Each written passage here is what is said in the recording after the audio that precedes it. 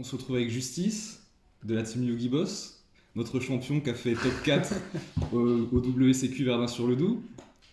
Comment ça va? Là on est le lendemain, je m'en remets toujours pas. C'est mon troisième WCQ de ma vie et puis voilà trop content On d'avoir perdu. s'en remet pas non plus, c'est incroyable. Et est-ce que tu peux nous parler rapidement de tes match-ups et puis après on passera au deck profile? Alors les matchs, ça a mal commencé parce que j'ai perdu en ronde 1 contre un pote à moi contre DDD, donc je connais absolument pas le deck. Du coup voilà, c'était un peu compliqué. J'ai mal placé le peu d'interrupts que j'avais. Ensuite, ronde 2, c'était un Farstar. Bon, voilà, ça s'est bien passé, quoi. Un Rogue. Après, c'était, je crois, un Tribrigade contre lequel j'ai fait draw. La première ronde a duré 30 minutes. Donc, première game a duré 30 minutes. Après, j'ai affronté un Plunder. Donc, Plunder, j'ai le match-up. Parce que vous allez voir mon deck, mais voilà, je joue pas trop de light et de dark. Après Albaz d'Espia, donc ça avec la team Yogi Boss, on a bien train les quelques jours avant le tournoi, du coup j'étais chaud. SS, j'ai joué contre un SS qui a pas mal briqué, mais ça s'est bien passé. Et puis prendre Kids Brave, où j'ai été carry par mes choix de free spot. Voilà, donc ça c'est pour les rondes quoi. Ouais, alors ouais, tu peux juste nous dire donc combien tième à l'issue des rondes? Quel score? À l'issue des rondes, j'étais en 5 wins, une draw, une lose. Et du coup, j'étais 8ème, pile Ah poil dans bien. le Et top. tu passes en cut un homme. Et du coup pendant le top, comment ça s'est passé? Pendant le top, j'ai fait première game contre un Tribri, ça s'est plutôt bien passé. Du coup, j'ai gagné, mais c'était très serré parce que on a tous les deux briques et c'était un peu un carnage. Et puis après, euh, top 4 contre YouTuber, la pression contre Volt. Et Ah, il y a... ouais, une première game un peu compliquée que je perds un peu au grind après voilà, j'ai pas réussi à remonter tout son board. Et puis deuxième game, la main complètement bricky, donc c'était foutu quoi. Voilà. Ah, t'as fait un super WCQ en tout cas. On passe au deck profile? Ok, donc pour le deck profile, au niveau des starters, j'ai 3 Maginen, 3 Petting Cesseur, 3 Gélange et 2 Woodcake. Donc ça c'est le package de base, c'est comme ça dans toutes les listes à peu près. Vous avez la Petting Cesseur et puis le Woodcake, c'est pas tout le temps des starters, mais voilà, on fait avec. Ensuite, au niveau des Madolche, pour finir, on a les deux briques et la troisième brique. Donc ça, ça permet d'aller tuto les magies pièges, donc on n'a pas le choix, mais bon, du coup on limite à deux pour essayer d'en piocher le moins. Et puis Pudding Cess permet de faire les full combos. Voilà, on n'a pas trop le choix. Hop. Ensuite, au niveau des magies, donc là je vais faire tout ce qui est Madolche. On a 3 salons, un château, un ticket. Salon, le support, trop fort. Ça permet de sauver les mains bricky en faisant une deuxième norme. Voilà. Château, le terrain est vraiment pas mal. Ça permet, voilà, c'est ça qui permet les OTK en gros. Et ticket, pas obligatoire, mais bon extender. Et du coup, au grind game, ça prend des games Ouais. souvent. On a vu des listes de Madolche qui ont top avec ticket. Non, sans ticket justement. Toi, tu la joues. Donc, tu dis au grain, elle est importante. Est-ce que tu penses la garder, la carte? T'en es Ouais, satisfait? j'hésitais avant le WCQ là, mais elle m'a trop servi. Ouais, non, non, ça permet de repartir. Si jamais on part sur une brique, peu norme magie dolce, on le sacrifie dans un monstre et puis ça fait une tuto, c'est vraiment pas mal du tout. Et ensuite, pour finir sur Emma Dolce, je joue deux fois la piège, la promenade, trop forte. Elle annule les effets d'une carte face recto sur le terrain, donc vraiment ça fait tout. Et puis en plus, elle peut se bannir du greffe pour attacher un monstre à une X6, donc voilà, ça fait partie du support et ça fait plaisir. Ensuite, au niveau des free spots, on a le meilleur bro du deck. Ah, une des cartes de l'event, on peut dire. Il m'a carry tout le temps, trop fort, trop fort. Et puis je l'avais tout le temps en main, donc ça fait trop plaisir. Voilà, du coup le deck joue sans le grave, du coup on peut se permettre de jouer shifter et puis c'est juste trop fort quoi. En général, si game 1 je set et puis enfin tour 1, j'ai arrivé. Je set, je fais shifter et ben en général les adversaires c'était fin de tour donc Alors, on sait que Madolche, tu peux avoir besoin de ton grave, même très souvent. Comment tu fais, toi, pour jouer autour de Shifter dans certains cas, quand tu l'actives à ton tour? Ouais, en général, j'essaye de l'activer en fin, quand je go first en fin de mon tour, comme ça fait effet que pendant le sien et après pendant le mien, ça revient. Sinon, en fait, comme je l'envoie au grave pour faire l'effet, après si je repars avec coup de cake, je peux le bannir et puis je peux faire un petit board. Et puis si j'arrive à set une ou deux pièges, ça permet de tempo et puis voilà, je peux jouer assez facilement au tour, mais des fois il se retourne contre moi et ça fait pas plaisir, quoi. Mais voilà, c'est les risques du métier. Ensuite, alors pour les end-traps, on a des ratios un petit peu bizarres, je vous expliquerai après pourquoi. Donc on a 2 nib, 2 bell, 2 haches, une lancea, un token collector et une ghost ogre. Alors, bon, on dirait que je joue cross-out, mais Parle-nous de ta tech card. La tech card. je vais vous parler de ma tech card. La tech card, bon, qui n'en est pas vraiment une, mais voilà, donc on a tout ça. Et la tech card, c'est Petit Monde. Donc, si vous connaissez la carte, tant mieux, parce que c'est vraiment un casse-tête cette carte. Donc, elle est trop forte dans le deck parce qu'elle permet déjà d'aller tuto n'importe quelle magie dolce à partir des cartes terre, vu que ils sont tous terre. Et puis pour ce qui est des end-traps, bah, ça permet de passer de Nib à Lancea par exemple en passant par Ghost Ogre, ou alors ça permet d'aller avec n'importe quelle magie dolce, je peux aller tuto Bell ou le token collector, donc ça rajoute vraiment trop de stabilité au deck et c'est pour ça que je me permets de jouer les end-traps comme ça, c'est que token collector par exemple avec un petit monde, et bah, ça peut devenir un magie dolce, donc Une ça carte permet. d'homme. Voilà. Et Game 1, ça te permet peut-être de t'adapter en fonction des match-up. Tu remplaces une entrap qui te sert à rien pour aller en chercher une Ouais, c'est ça. qui Et clutch. puis là, la carte aussi que j'avais montré après, s'il y a Pancra, j'ai joué Pancra main. Et pareil, ça m'a carry pendant tout le tournoi parce que bah, la carte Pancra est vraiment très fort. Et du coup, en go second, si par exemple j'ai deux Madolche en main, dont un qui me sert pas, bah, je le bannis avec Petit Monde. Je vais chercher Pancra et puis ça pète une carte. Enfin, contre DPE, c'est trop fort. Voilà, ça fait plaisir, quoi. Petit Monde, quand il est sorti, j'ai vu des mecs dire ça a révolutionné ma Dolce. J'ai hésité un peu à l'acheter parce que c'était un peu cher, mais je regrette pas du tout.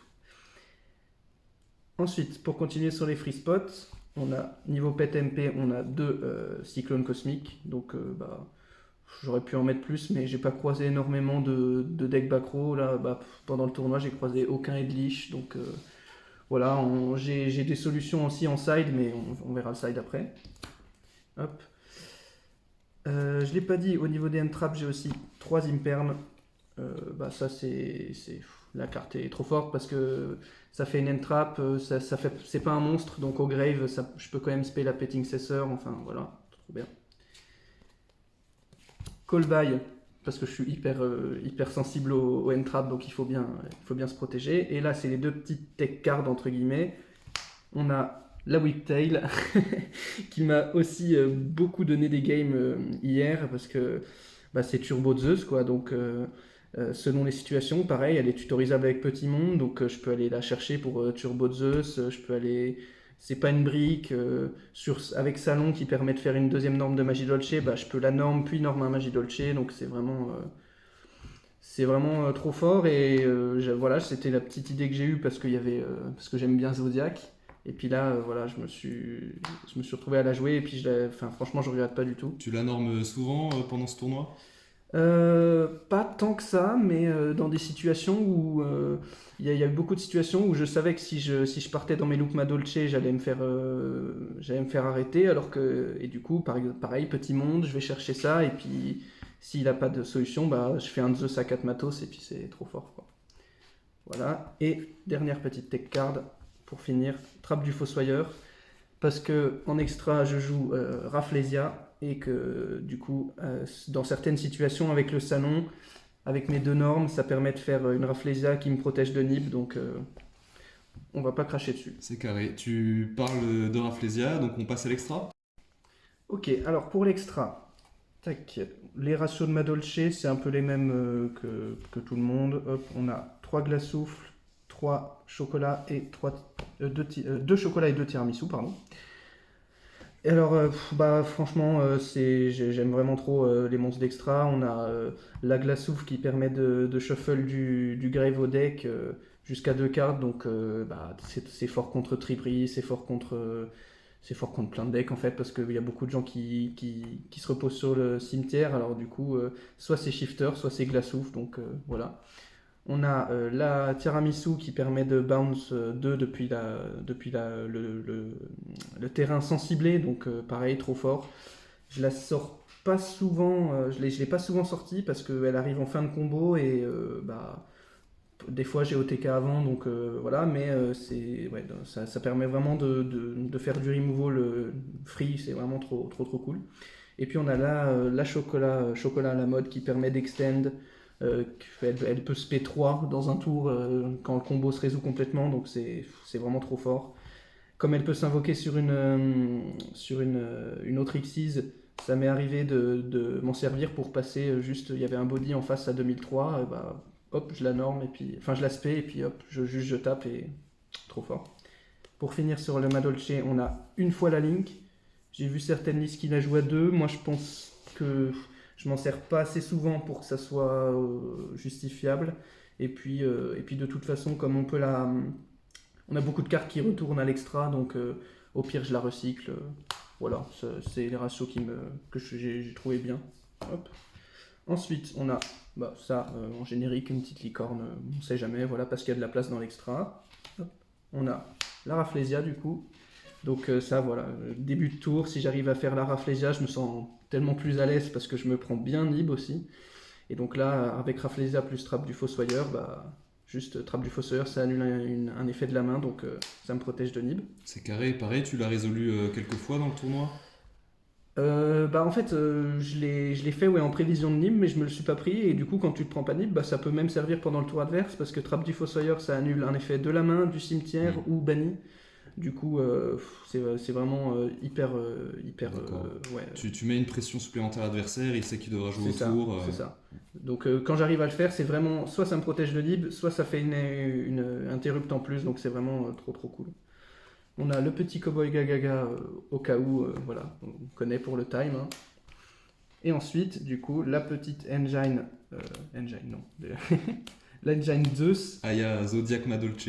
Zodiac Madolche. Donc voilà. Vu que j'ai de la place dans l'extra, je me suis dit pourquoi pas. Et donc voilà, ça m'a carry hier.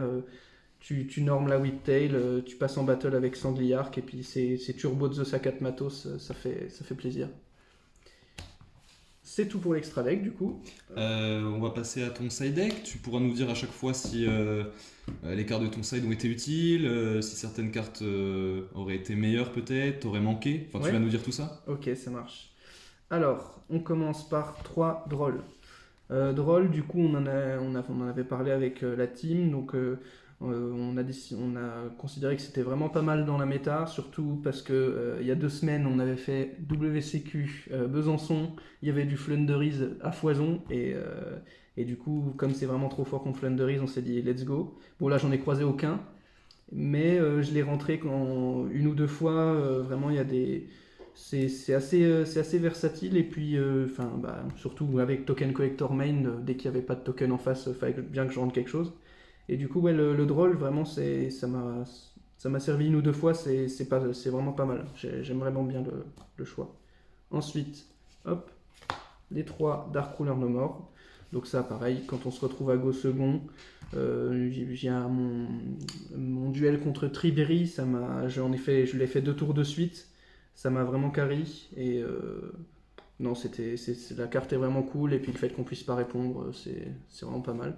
Et après, certes on peut pas faire de dégâts, mais je me débrouille pour faire des boards assez, bon c'est pas fabuleux non plus, mais assez sympa pour interrupt après, donc il n'y a pas de souci.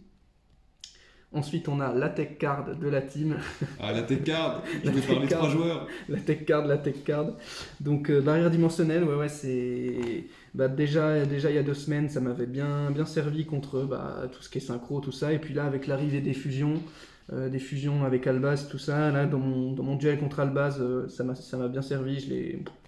Une fois que tu fais ça, comme il a que des fusions dans son extra, il peut plus rien faire. Qu'est-ce qu'il fait, Albaz? Qu'est-ce qu'il fait? Albaz, il fait plus rien. Il fait plus rien. Il n'y a pas de fusion. Tac. Ensuite, on a les 2 lancers pour compléter celle qui est en main. Donc, pareil, un lancer c'est assez fort dans pas mal de match-up. Ça m'a servi Ça m'a servi notamment pareil contre Despia, hein, Branded Fusion, je fais lancer A et puis voilà, déjà ça c'est trop fort quoi. Hop, voilà, c'est vite. On a les token collector, les deux autres, que du coup j'ai jamais rentré parce que j'ai affronté aucun comment ça s'appelle, Sword Soul. aucun Sword Soul et puis enfin il y avait les Brave Tokens mais ça valait pas le coup de rentrer les token collector contre les Brave Tokens, donc voilà. Hop. Et après on a les deux armes contre les decks Backrow, on a un Plumeau et un Red Reboot. Donc pareil, ça j'ai rentré un Plumeau contre SS au cas où. Mais contre Red Reboot, je l'ai pas rentré parce que j'ai croisé aucun deck backrow, donc ça m'a pas servi. Hop. Voilà pour le side. Et on te remercie. Et justement, est-ce que tu aurais des remerciements, des shout-outs? Déjà, gros big up à la team Yugi Boss, hein, qu'on a créé il y a un tout petit peu plus d'un mois. Voilà, ça fait des semaines là qu'on se prépare pour les 2 WCQ qui se sont enchaînés, donc c'était du training et là ça fait plaisir que ça soit récompensé. Donc gros big up à Bébé et puis à Sora de la team quoi. On est là. On est là. On est là, et puis big up aussi à tous les Dijonais qui étaient là hier et puis qui m'ont bien supporté. Je représentais la ville, donc ça fait plaisir. Et puis voilà, ouais, trop content de ce premier top qui rejoint mon palmarès. Ah super. Encore bravo à toi, champion. Yeah.